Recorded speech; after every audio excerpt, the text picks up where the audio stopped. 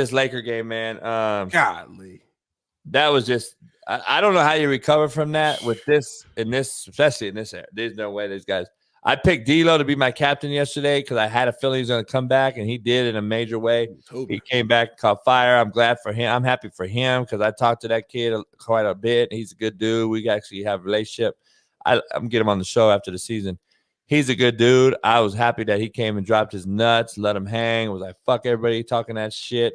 And I agree with Charles Barkley. The Lakers always fucking throw somebody under the bus every single loss they ever have. Right. And it's been that way for a long time as a franchise. So I don't know. I agree with Charles Barkley. They threw D'Lo under the bus game 1, and last night he comes and balls out, and I'm like, okay, who the Lakers gonna throw under the bus today? Referees, huh? The refs. I mean, it's always something. AD came out yesterday. I think he was like, if I'm not in the conversation for Defensive Player of the Year, it's crazy. I'm the best defensive player ever and all this. Not ever, but this year. And then he gets cooked by Murray. And listen, it's a big or a little. I get it. Yeah. But it wasn't even like just I was just tripping off. You got the size and the length. Why would you allow the shot and not the drive? Like, why wouldn't you play up in him's ass a little bit more as a long cat? You're a long cat. He has to shoot over you. Why'd you give him so much fucking space? You got help. I don't understand. You got help for the drive. Why would you let this cat? By the way, if you're watching the game as a defensive player, this motherfucker just hit 3 shots in a row after having a basically dismal game. Murray had a horrible game for his standard. But he got hot. He hit the last 3, and I'm like, he's in a rhythm, homie. Don't let Murray shoot the ball. And this motherfucker, I mean, if you look at the replay, dog, there's 8 feet of space. Yeah. And I'm just like, on a hot shooter, on a guy just hit 3 in a row.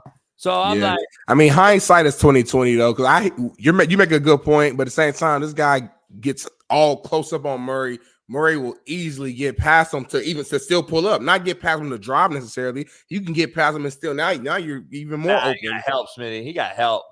I don't know about no drive, getting by him and driving. Not in the last second. That's not what I said. I said he could get past. I said if someone guards you close, you can get past somebody and still to pull up. You don't have to get down to necessarily drive to the paint. You can get past him to get even. We're not talking about AD guarding Murray in the second quarter, dog. This is a second left. I get it. There's no time for him to do all that and drive. I mean, that's what he did. He went out there fucking dribble, got busy, step back. Like it wasn't one. Like he got time to do what he did. And listen, sometimes it's just a great shot. I'm not blaming AD for that. That's a big time fucking play in a big moment by a big time player, man. And that's one of the one of the biggest shots I've seen in a long time to make it at the buzzer after being down 22 points after having a bad game. I don't know if you saw the post game presser.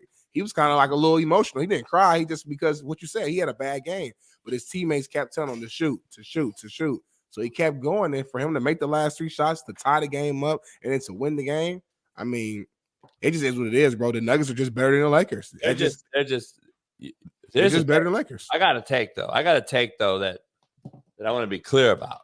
Go ahead and say it. You're up 20. Yeah, 22. With y'all generation's GOAT. Fuck's going on, dog? Why you lose? How do you fucking lose with y'all generational GOAT, Brian Case? Where's your GOAT at? Where is your great legendary finisher, the GOAT, LeBron James? Where is he at up 20?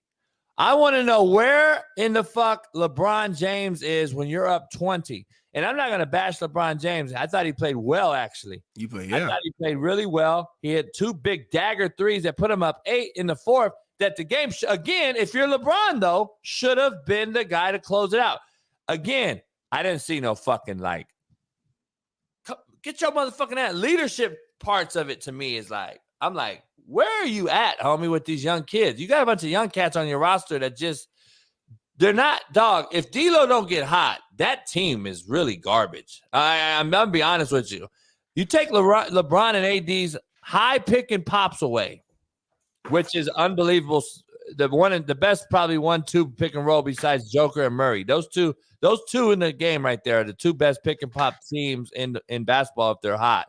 AD's been phenomenal. I said all along, nobody can stop AD if he plays. I don't care. Joker, nobody. Embiid, Giannis. AD's the best, the most skilled big man in basketball. I still believe AD is if he plays. And he's playing out of his mind. Like, offensively, I think he's doing, he's shooting the ball mid-range, free throw extended. He's hitting his shots. He's getting rebounds. I like how AD's playing right now. Yeah, he balling. Only thing I didn't like last night, he didn't score in the fourth quarter.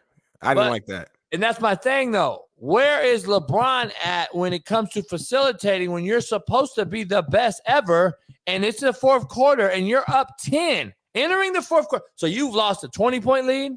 You went to 10.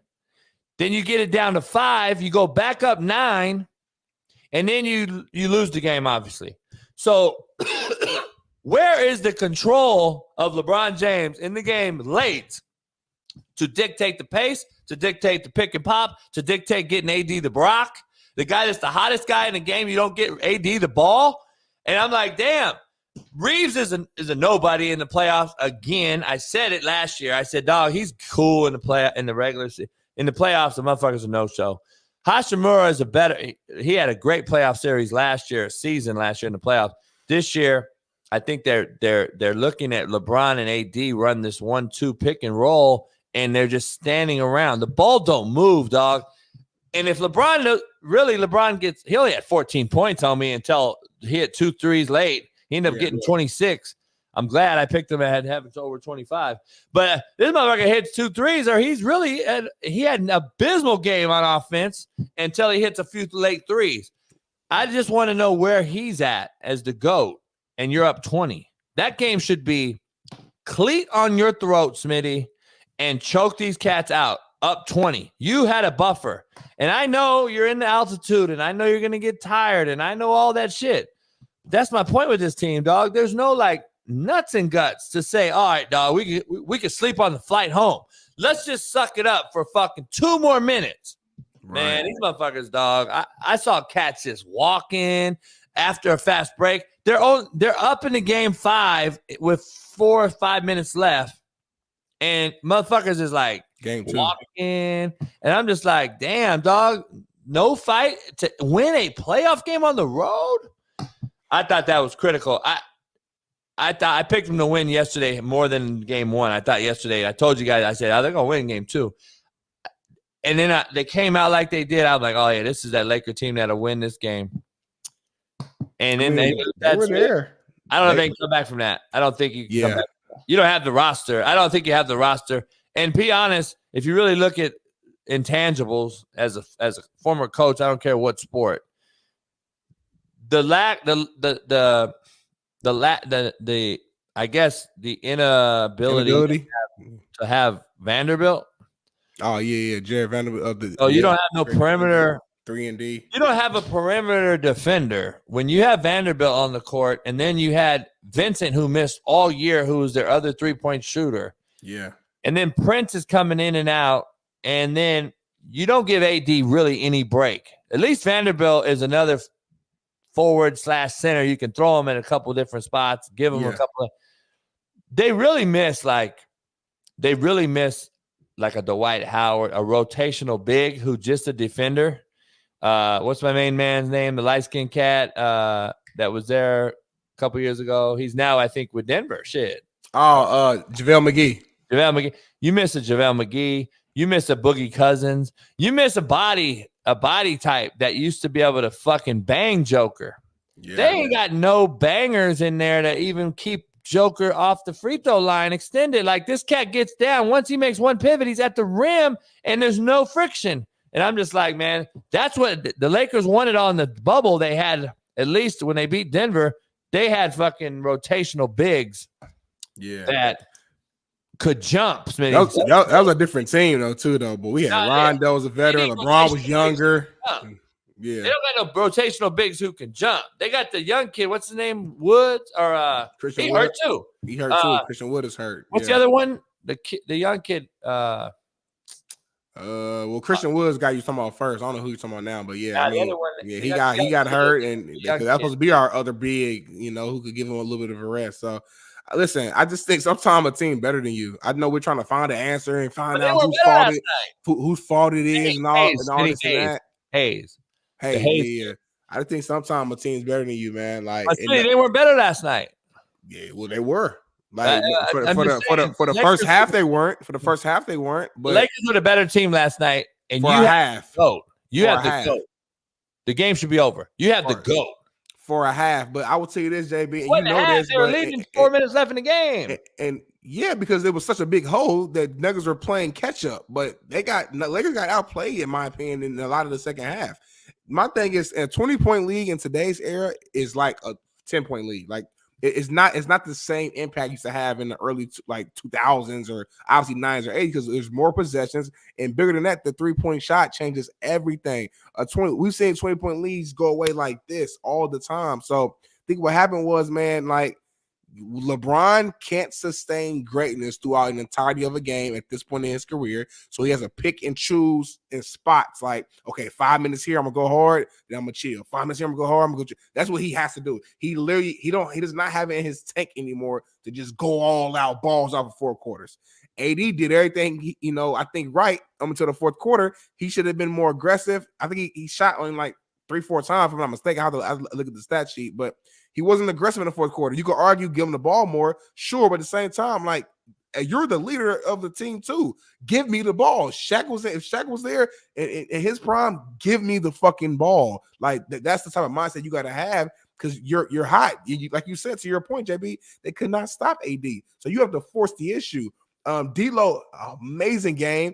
Obviously, he cooled off a little bit in the second half, but he was so damn hot that you couldn't expect him to continue to just make every single shot. Like, he was making every single shot to start the game. So that's not realistic to sustain. If you watch the game, he cooled down when LeBron got ball handed heavy. LeBron doesn't rotate. The ball don't move when LeBron's in there and just walks it up the court. Like, dog, there's no movement. When you see LeBron out and D'Lo gets hot, because there's a rhythm, there's a rotation of the ball moves, they get the ball across the court. Dog, LeBron slows their game down so much for the young cats that listen, we know how great LeBron is. We know all that shit. I'm not saying they would be anywhere near this team without him, but let's be honest, like, he's at the point where you either have to go get you some fucking real deal wing players who can shoot the rock, who are young, or you have to go do something with LeBron himself. He's pushing 40. Like, listen, we know how good he is, but you can't win in this league of made up big threes. Basically, every team has pretty much a big three now that's any good. Phoenix, Dallas. Would you say the Nuggets have a big three? I wouldn't. Yeah, Porter's a 3. He ain't a big 3. That ain't a big 3. Like, well, you know what I'm saying? Like, that ain't. But you got Porter, Gordon, and you got guys off the bench. They're KCP. They're just deep. They're just deep. Yeah. I agree. I would say it's a big 3, but Porter's been fucking averaging 25 points a game. I mean, that's as good as most big 3s. Listen, I don't know. They got to do something though. This team just not. They just can't. They can't go very long. Like, you're not gonna be able to get past. Even if, let's say, they were to win, like a shocker, they'd be cooked for whoever's next. And it doesn't really get. Even though you might say Denver's the hardest obstacle for the Lakers, it doesn't really gonna get easier if they were to win this series. Well, they're not, JB, unless there's some type of, knock on wood, some type of bad injury, which I pray that doesn't happen. That's the only way I think they could even possibly have a chance. And I just think it's a wrap. They might get one in LA, because you gotta think Lakers have now lost, I think, 10 times in a row to the Nuggets. So I mean, just on just averages, you would just assume Lakers would get one win at some point. Like, you assume Nuggets would just let their foot off the gas a little bit and they'll get one. Dog. There's no way I can coach that team today. I'd be fucking choke slamming somebody. You motherfuckers have no fucking nuts and guts. You had that game won in Denver and you couldn't suck it up for 1 minute just to fucking get on the plane ride home as a winner. 1-1 tie. If that series is 1-1 coming to LA, I actually was going to bet that they'd go up 3-1. I thought the Lakers would actually go up 3-1. That's how good I felt.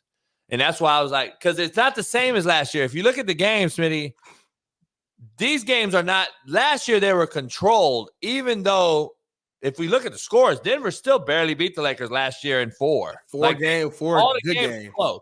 Yeah. This game's completely this series, like you never thought the Lakers could win last year, though.